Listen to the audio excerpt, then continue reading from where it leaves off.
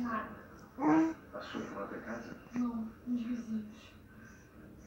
Eu vou ter que ir pra casa. Olha, eu vou com você. Não, você não pode largar o estranho de um lugar pra outro. Eu não posso ir com ela se você concordar. Não, obrigada, Guilherme. Mas vocês têm que cuidar do restaurante. Vai, eu vou pegar um táxi. Só que eu vou ficar de boa.